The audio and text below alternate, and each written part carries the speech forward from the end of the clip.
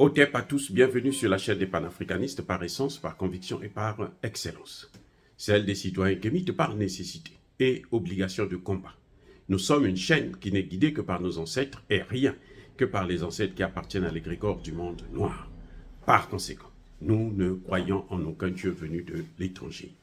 Toutefois, cette vidéo n'est aucunement destinée à inciter à la haine ou à la violence, car nous menons un combat qui est d'abord et avant tout spirituel, intellectuel et démocratique. Ensuite, il est politique, géopolitique et géostratégique contre l'impérialisme, le colonialisme, le néocolonialisme et l'endocolonat, qui sont tous qualifiés de crimes contre l'humanité. Nous menons ce combat sur la base du principe fondamental que nous avons hérité de nos ancêtres kémites, qui est celui de la Mahat, c'est-à-dire solidarité, vérité et justice. Vous êtes donc en droit de connaître la vérité et nous avons l'obligation de dire la vérité, rien que la vérité, afin que justice soit rendue au continent africain. Et ça, c'est notre modeste contribution dans cette noble lutte en faveur de la souveraineté, la dignité, la solidarité et l'unité africaine. C'est exactement ça que nous appelons le panafricanisme. Bien-aimés frères et sœurs, c'est une bonne nouvelle. Une bonne nouvelle de savoir que Ousmane Sonko a été rétabli dans ses droits de pouvoir postuler à l'élection présidentielle au Sénégal. Un tribunal, un juge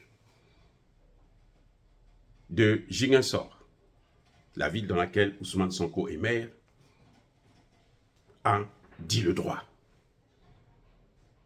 Il a annulé la décision administrative plutôt, qui consistait à rayer Ousmane Sonko de la liste électorale. Parce que ce n'est pas du ressort du ministère de l'Intérieur. C'est la Cour constitutionnelle qui a ce droit-là de rayer un candidat, de rayer un Sénégalais, de rayer une personnalité, de rayer n'importe quel citoyen qui aurait commis des fautes préjudiciables, de ne pas être candidat. C'est une très bonne nouvelle. J'apprécie et je salue, je félicite les avocats d'Ousmane Sonko africains. Je parle des avocats africains, notamment le Sénégalais et le Comorien. Mais j'ai une leçon à tirer de cette victoire. Lorsque je disais que Ousmane Sonko doit faire face à la justice, doit regarder ses problèmes sur le plan juridique, pas sur le plan politique, il y a des gens qui m'ont insulté de tous les noms. On m'a insulté de tous les noms. Non, toi tu n'es pas, tu es contre Sonko. Non, je ne suis pas contre Sonko, non, non. J'avais dit à l'époque, si j'étais Ousmane Sonko, si j'étais son conseiller, je n'allais pas lui demander d'aller régler les problèmes juridiques dans la rue. Eh oui. Et je le répète encore. Les problèmes juridiques se règlent dans les tribunaux, à la cour. Les problèmes politiques, ceux-là peuvent trouver leur solution dans la rue. Parce que vous avez besoin de solliciter la volonté d'un peuple. Donc vous devrez aller au contact de ce peuple-là pour parler à cette jeunesse sénégalaise. Mais quelqu'un qui veut être président de la République, je le disais déjà, quelqu'un qui veut être président de la République n'a pas à bafouer, à ignorer les institutions de la République. Pourquoi je disais ça? Parce que quand vous êtes président, si vous êtes élu président de la République dans une démocratie, automatiquement, vous êtes le premier magistrat. Vous êtes le commandant en chef de l'armée, de la police, de toutes ces institutions nobles que nous avons dans nos pays. Elles fonctionnent telles qu'elles fonctionnent. Il y a parfois des interférences, des hommes politiques, ça je ne dis pas non, je ne le nie pas. Mais ces problèmes-là, quand vous êtes accusé, allez-y devant le juge. Vous ne pouvez pas refuser une convocation d'un juge et aller dans la rue demander aux gens de venir sortir pour qu'on puisse décider du jugement en votre faveur. Non. Là, Ousmane Sonko a gagné le procès. Il ne l'a pas gagné dans la rue. Il l'a gagné dans un tribunal, devant les instances judiciaires de son pays. Il n'a pas eu besoin de sortir des gens qui vont marcher, casser, violenter, et il y a des affrontements. Il y a des gens qui tuent des pauvres citoyens sénégalais, cette jeunesse. Ces gens-là, Ousmane Sonko accuse le gouvernement accuse Ousmane Sonko, et moi je pense qu'il y a une tierce personne, parce que j'ai confiance, malgré tout ce qu'on peut nous reprocher, j'ai confiance à nos policiers, à nos militaires, à nos gendarmes. Ils ne sont pas aussi méchants et sadiques pour une simple marche de tirer sur des jeunes enfants de 10, 15, 11 ans. Non, il y a une tierce personne qui vient allumer le feu. Et je disais que ce n'était pas avantageux pour Ousmane Sonko d'aller sur ce terrain politique.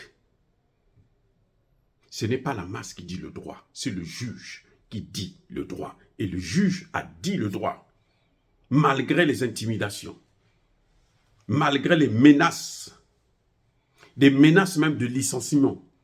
Le juge a dit le droit, parce qu'il y en a toujours chez nous. Beaucoup sont corrompus, c'est vrai. Mais il y en a encore qui sont dignes, qui ont fait des études, qui respectent leur titre de magistrat et qui ne vont pas s'emmerder à suivre des décisions politiques qui n'ont ni tête ni queue. Et je salue justement cette décision et j'espère que cela va amener un apaisement.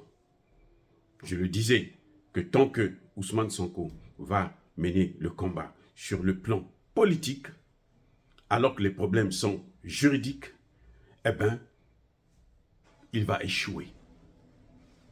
Ça, je l'avais déjà dit.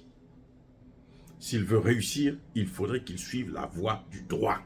Il faudrait qu'il fasse le minimum de confiance aux juges sénégalais, aux magistrats sénégalais. On n'a pas besoin de soutenir Macky Sall pour dire des choses pareilles, non. Il suffit de comprendre, d'observer, de regarder, parce qu'un problème politique, solution politique. Mais au problème juridique, solution juridique. C'est le droit qui doit parler. Et quand vous avez raison là, même si on vous persécute, tôt ou tard, vous finirez par obtenir cette raison. C'est une bonne nouvelle pour la jeunesse sénégalaise, pour comprendre que il faut préserver les institutions de la République du Sénégal. Macky Sall est là, Macky Sall va passer, le Sénégal restera. Ousmane Sonko pourra venir, Ousmane Sonko passera, le Sénégal restera. Les institutions resteront. Ce sont ces institutions-là qu'il faut respecter et préserver. Peut-être qu'il faut réformer ou renforcer.